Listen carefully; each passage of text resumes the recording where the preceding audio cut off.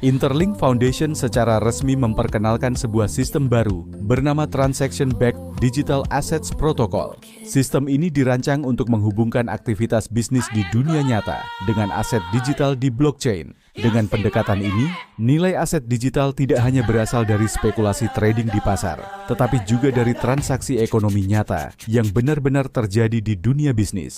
Dalam banyak ekosistem blockchain saat ini, harga dan nilai token seringkali lebih dipengaruhi oleh aktivitas trading di market daripada aktivitas ekonomi real. Meskipun teknologi DeFi telah menghadirkan berbagai mekanisme likuiditas baru, hubungan langsung antara transaksi bisnis sehari-hari dengan nilai aset digital masih relatif terbatas.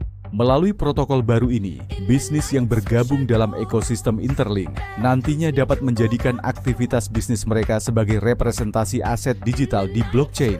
Aset digital tersebut kemudian terhubung dengan liquidity pool terdesentralisasi dan dipasangkan dengan token Interlink yang berfungsi sebagai aset dasar untuk penyelesaian transaksi dalam jaringan. Salah satu mekanisme menarik dari sistem ini adalah adanya alokasi otomatis dari sebagian kecil nilai transaksi yang terjadi melalui sistem pembayaran Interlink. Protokol akan secara otomatis menyalurkan sebagian nilai transaksi tersebut ke dalam liquidity pool yang tersedia di jaringan. Dana yang terkumpul dalam liquidity pool tersebut kemudian digunakan oleh sistem untuk membeli aset digital yang merepresentasikan bisnis terkait melalui mekanisme Automated Market Maker (AMM). Dengan cara ini, setiap transaksi yang terjadi di dalam jaringan tidak hanya berfungsi sebagai aktivitas pembayaran, tetapi juga berkontribusi langsung terhadap likuiditas dan permintaan aset digital yang terhubung dengan bisnis tersebut.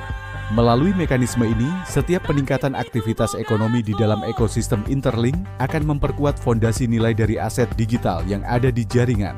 Artinya, semakin tinggi volume transaksi dan aktivitas bisnis yang terjadi, semakin besar pula dampaknya terhadap pertumbuhan nilai aset digital yang terkait.